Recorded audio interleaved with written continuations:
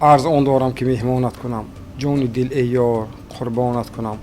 ساقی مجلس شوم هر سپودم، از شراب شوق مستانت کنم. قتل کن فرعون نفس خویش را، در زمان موسی عمرانت کنم. در توکل همچو ابراهیم باش، آتش نمرود ریحانت کنم. بیننده های ارجمند السلام علیکم. برنامه نوبتی در صحبتی صاحب دلان منظور شماست و در صحبت ما دوستی دانشمند ادبیات شناس مقصودی عارف هستم. شما سلام. و به سبب آخرین بیتی که از حضرت مولانای بلخی قرائت شد که راستی زمان دانشجویی حفظ کرده بودیم، این بسیار زیاد است. آخر مقطع بیت میگه که شمس تبریزی به مولانا بگو دفتر اشعار دیوانت کنم. و همون در مورد کلمه توکل من میخواستم راستی اینجا یک بیتی را قرائت کرده باشیم، حاصل ادامه منطقی برنامه‌های قبلی در مورد بیتی که از حضرت ابوالمعانی بیدل است.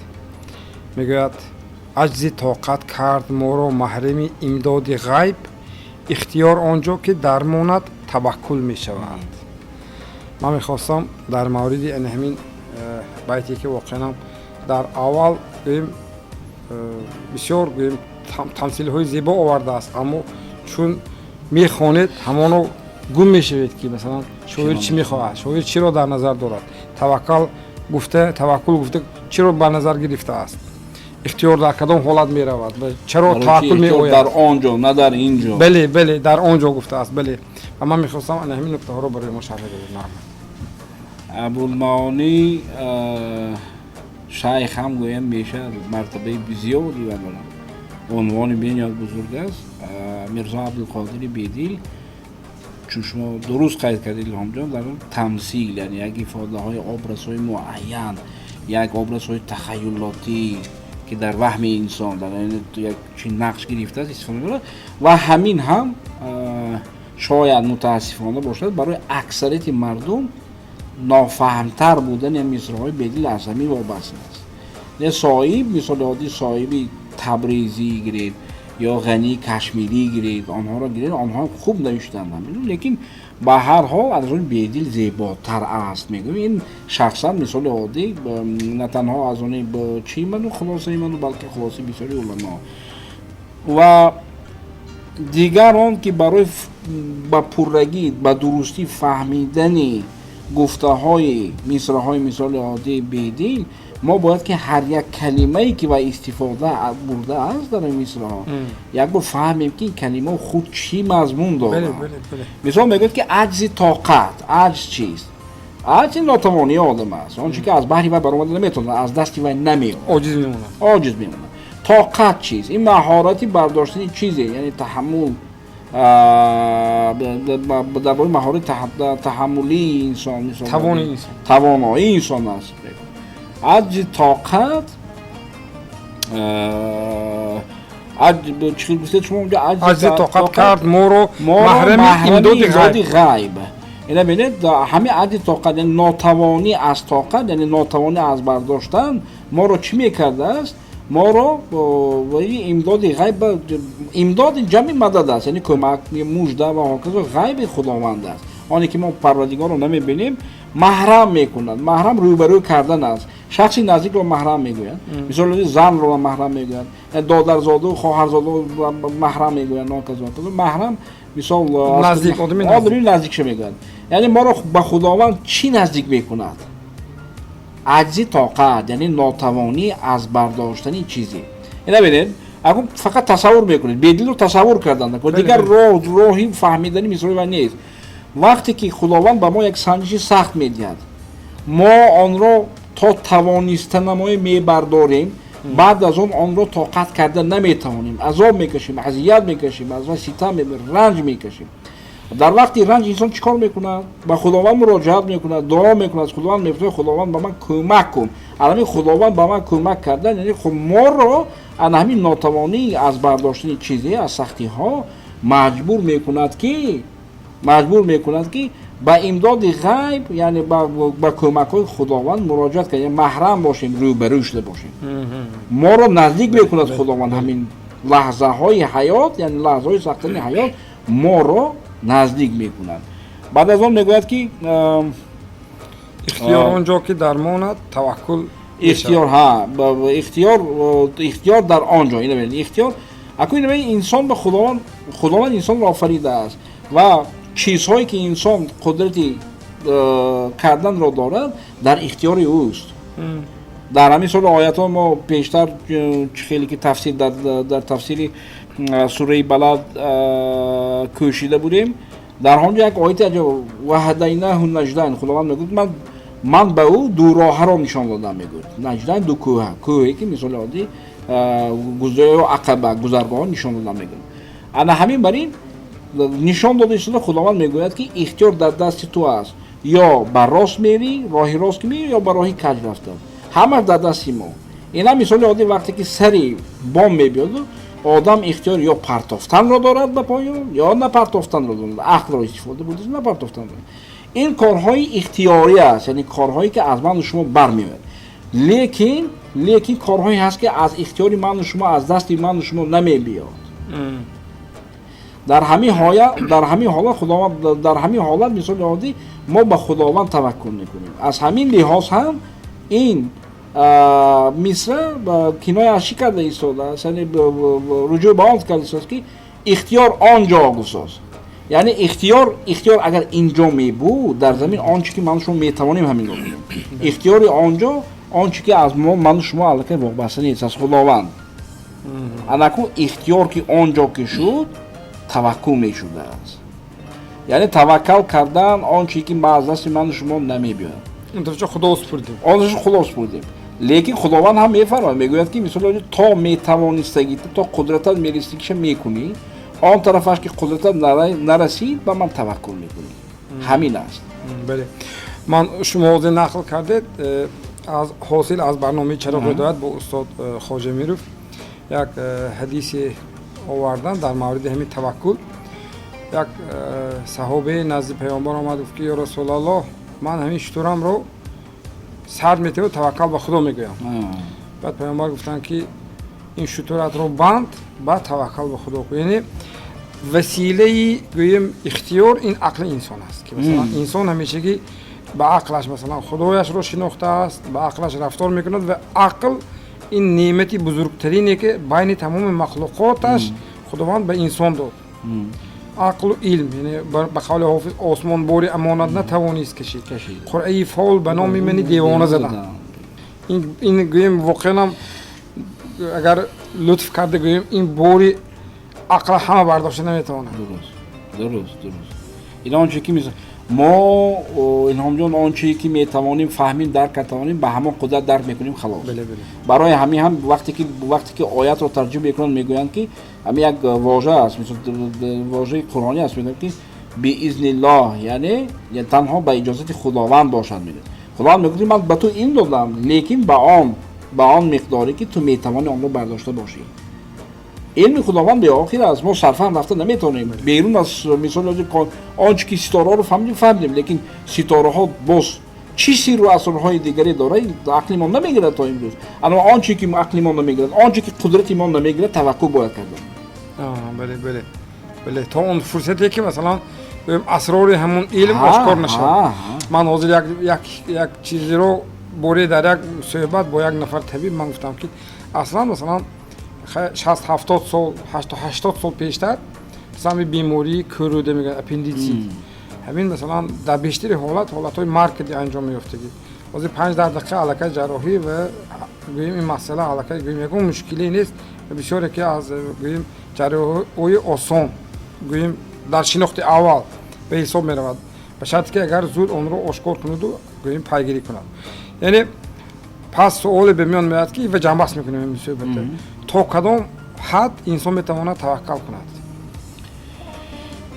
таваккал умуман ҳад надорад. Яъне таваккал остона дорад, лекин ҳадди дигар надорад. Вақте ки осона омад таваккал кардед, он тараф дар ҷои худованд аст. Ва он чизе ки аз худованд меояд, маънӯ шумо ақл гирифта намедед. Барои ҳамин ҳам таваккал мекунед.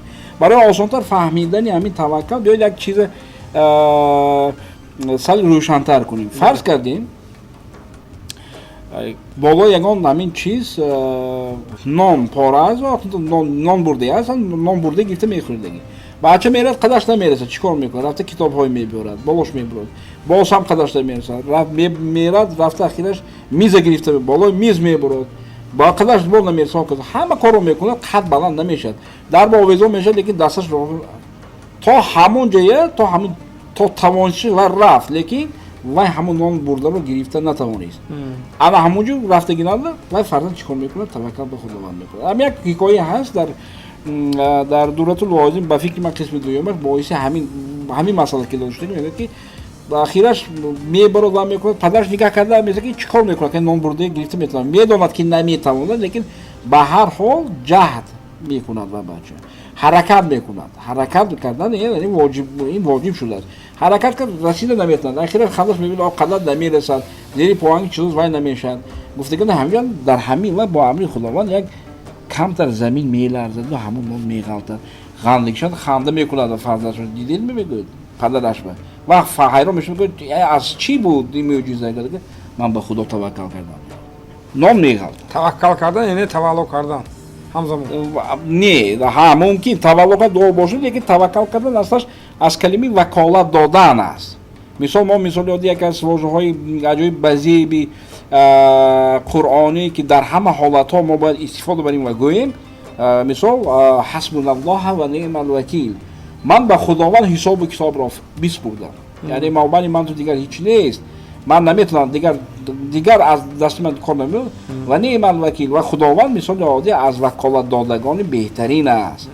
Ваколат додан вақте ки шумо наметавонед, шумо ваколатнома медиҳед ку ана ҳамин бариди шумо ваколата худо мед таваккал кардан ваколат буд. Таваккал гузашта аз ин ман дар шинохти ман дуруст бисёр хуб қайд кардед. Ман анамун байте ки дар оғози барнома гуфтам, дар таваккул ҳамчу Иброҳим бош, оташи Намруд райҳонат кунам.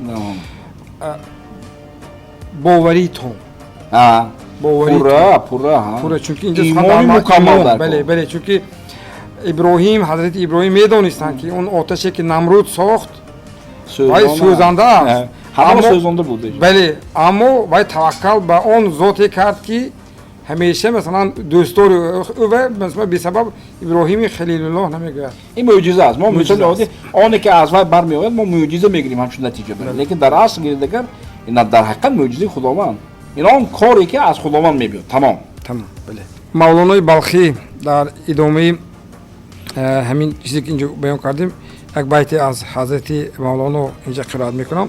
Бар дили худ кам неҳ андешаи маош, бар дили худ кам неҳ андешаи маош, айш кам нояд, ту бар даргоҳ бош. Дуруст. ин дар ҳақиқат давоми ҳамин суҳбати мо дар бораи таваккал кардан ба чӣ мо пештар барномаҳо илҳомҷон ба гирди масъалаи риск гап зада будем. Риск азалӣ аст. Барои Худованд муайян кардааст, қадар кардааст, шумуридааст, ҳисоб кардааст ва медиҳад. Хоҳад медиҳад, нахоҳад намедиҳад. Ки хоҳад бисёртар медиҳад, ки хоҳад камтар медиҳад. Ин дава. Ала ина мисоли оддӣ аллакай гӯё ки давра ё ки ҳадди саршудани ваколати Худованд ва дар зибои Худованд аст асон дорад.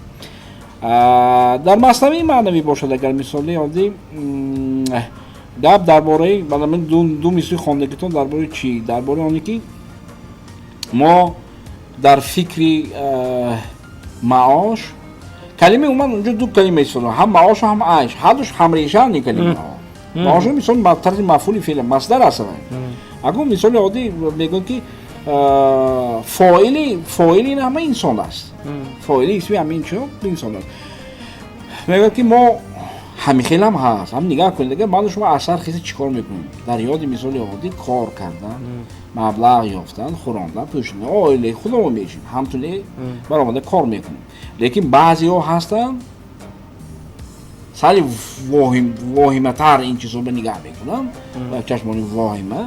نگاه میکنن از همون چیزی که خداوند داده است این چیزها رو شکر نمیکنند و از زیادتر رو میخوانند با تو نمین یاد خیال معاشیابی کردی آواره یعنی مبلغ یابی کردی آواره درست است انسان باید کوشد بر معاشیابی چون که یک امر در سوره خطا نکنه نبا آمده است میگه که وجعلنا النهار معاشا خداوند میگه من روز رو برای شما برای یافتنی دریافتنی مثال معاش کردم یعنی حیاتت رو بر گفته شده معاش چیست معاش این نه تنها مثال عادی واسطه های مبلغی یا پولی که چی میگه این مثال موادی هم مثلا دیگر زندگی بهتر کنفته این امر است ما نباید که شب رو مثال در دوام ما یاد میگه و شب رو برای شما همچون استراحت صبح هم کرده میگه استراحت کردیم معاش از پای معاش شدن در کار لیکن اینقدر هم در یاد همون معاش یافتن غوطیدن در کار نمیگه حالا در دوام هم باش میگه که عیش کم ناید یعنی حیات تو اینجا که عیش به معنی ریسک بگوسوس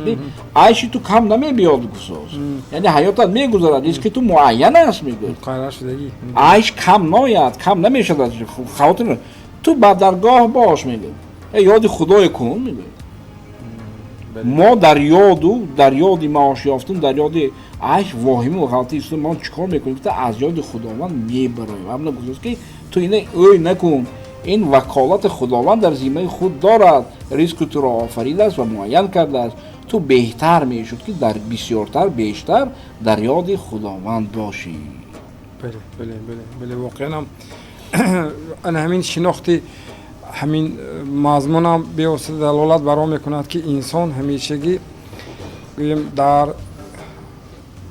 ازلی بودن ریسک خودش ایمان داشته باشد چون که سخن در موردی ما گفتیم که قبلا که توکل این درجه بلندی گویم باوری است که واقعا انسان چون ناچار ماند توکل میکند به آفریدگار خودش که او کارسازی چاره‌سازی او بنده پرور و بنده نواز است و انا همین دو بیت دیگری که من از سعدی اینجا میارم بازم ادامه منطقی انا همین گویم حاصل این یک زنجیره است که اندر یکدیگر همدیگر رو پر میکند اینجا سعدی بزرگوار میگوید که گر به محشر خطاب قهر کند انبیا را چی جایی معذرت است پرده از روی لطف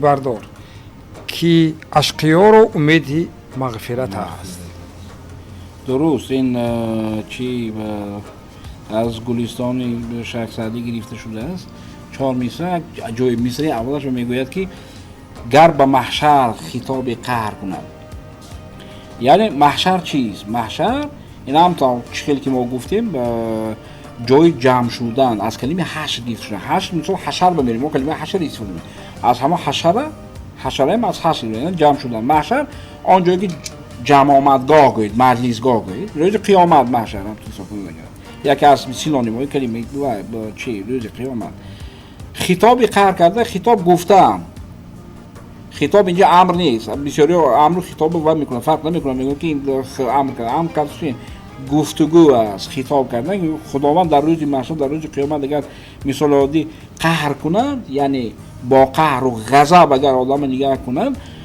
انبیا را چه جای معذرت است این علامتی هم سوال هم خطاب موندگی یعنی نه انبیا در نظر جمع نبیان جای معذرت نیست جای بخشش معذرت گفتن بخشش پوشیدن است حتی اگر قهر کنند اگر حتی انبیا هم مثال عادی به جوابگری ها کشیده میشوند چون الله از اهل بشر بودن هم تو و در نامش که پرده از روی لطف گو بردار اگر پروردگار اگر از روی لطف پرده برداری کنند اگر چطوری که در آیاتش خداوند خودش فرموده است مثال ولا تقنطوا من رحمت الله یعنی از رحمت خداوند بوی امید رو نکنید و خیلی که مثال این از سوره یوسف وقتی که یعقوب مراجعه میکنن ولا تیأسوا من روح الله اینجا مثال عادی از بوی خداوند تیأسوا مایوس شدن یعنی ناامید شدن از مثال روی از بوی رحمت از بوی مغفرت و مثال کمک خداوند هیچگاه امید را نکنید دیگر در همین وقت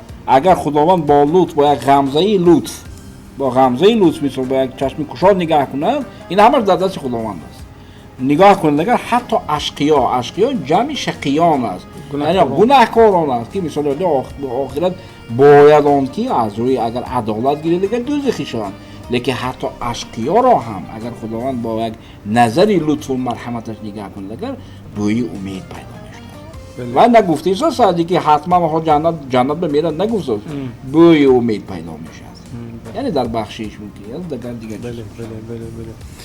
بله من همین وقتی همین چهار مصرع رو خوندم راستی فکر کردم که واقعا اولو دریای رحمت خداوند بیکنون است و مثلا خداوند همیشه بهانه‌جو است که مثلا یک بهانه انتظار است که بنده او اصلاح شود یک توبه کند توبه نصوح باشد که واقعا گوید که من دیگر این کار نمی کنم گذشته از این اگر به حکمت این همین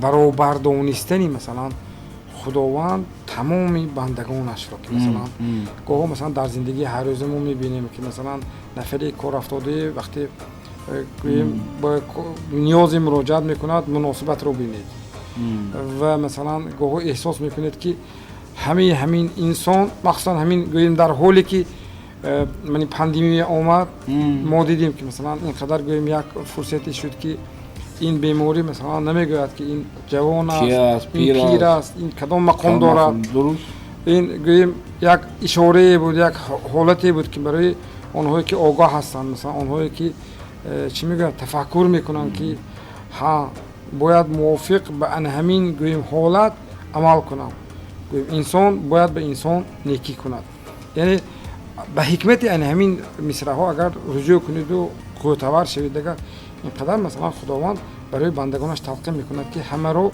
یکسان دیدنی گوییم بندگانش رو این برابری است درست خلاصه همین چیزهای وکلگی یعنی همه برابر و یکسر در پیش چشمان خداوند است بعضی میگه که مثلا و نبیان و رسولان و این ببینید چی میگه که حتی انبیا رو میگن که حتی انبیا رو چی جای معذرت است اگر خداوند با قهر نگاه کنه بله حتی انبیا نیست که از جوابگری از اهل بشر بودن اگر گناه داشته باشند اگر حتما باید به جوابگری کشیده شوند بله و یک بیتی که من میخواهم در انجام کمتر فرصت ما هست که یک بیتی رو برای شما ارائه کرده باشم که میخواستم اون رو شرح و توضیح میدادم از سعدی بزرگوار میگه پند از خطاب مهتران آنگه بند چون پند دهند و نشنوی بند نهند بسیار شده عجایب نمیشه یا وزن بینید یا قافیه بندی بینید قافیه بندی با بند این همه خواندید من وای خاطر اومده گفتاری مثلا ما داریم بیانات سخت‌تر بند میگه الان این هم بسیاری چیزها همه از همینجا موندگی اینا پند و اندرز نصیحت و هاکذا یعنی پند درست پند نیک برای دیگرگون شدن این خصلت انسانی یعنی از بد نیکتر شدن نیک شدن اینجا پند از خطاب مهتران آدمای بزرگسال کلانسالان شخصانی که حیات رو دیدن تجربه حیاتی بای حیاتی دارن و یا خیرتمندان شخص صرف نظر از سن و سالشون مثل عادی تجربه داره یک تجربه کم هم باشد لیکن تجربه بنیاد مفید که در بسیاری جاها مستفاد یعنی در مراقب همین مثال عادی مهترانی که مثال بزرگسال هستند سیغار و سون مثال عادی از همین سن و سال خودها هم ایشی ور میکنن یعنی آنگه بند آن را بند کردگی به خودت قبول کن سخت بستگی گفتی خودمون پیچلک کن پیچلک کرده حلقه بند کن گفتگیشون گوشت به حلقه کن حلقه بند کن چون پند دهند و نشنوی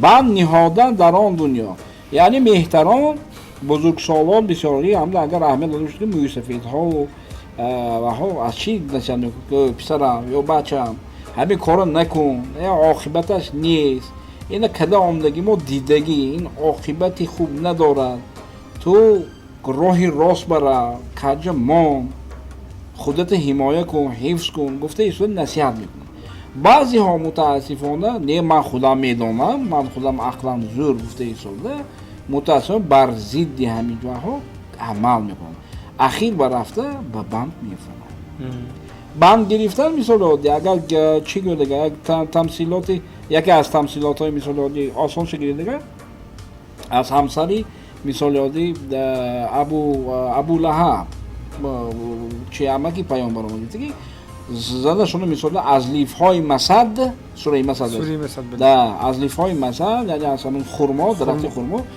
وای بسته همچین بسته ایستاده از گردنشون گرفته کشاله میکرد این کشیده رفتن و مثلا بند کرده رفته یا مثلا دیگر از تمثیلات دیگرش مثلا ناسیه کشیده شدن از موی سر حتی در دوزخ مثل عادی فرشتگان مثلا حکمی بعد بر اشقیا برآمده شده اصلا مویهای پیشانی سرشان گرفته کشان میکرده این هم بند کشیدن یا مثال غول کشیدن به گردن این هم مثال عادی از واژه‌های قرآنی است قصه کوتاه مضمونی از آنچه که سعدی گفته ایستاده است آنه که همین کلانسالا و بزرگسالان یک چیز میدانند همها گپ زنن اگر نغزکه گوش کنی گوش بز نغزکه گیر همونه از روی همون بند کن عمل کن بند کرده گفته عمل کن گونوچین کن گونوچین کن عمل کن نکنی توی بند میکنند و معنی دیگر ما فکر میکنم اشاره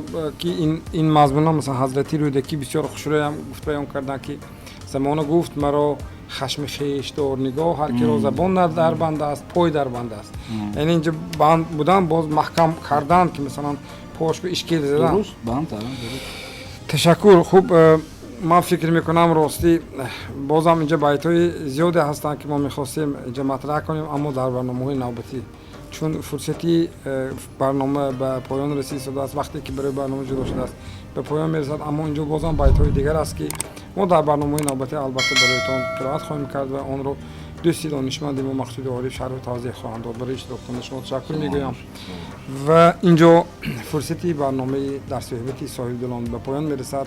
خیر خانه‌تان آباد باشد.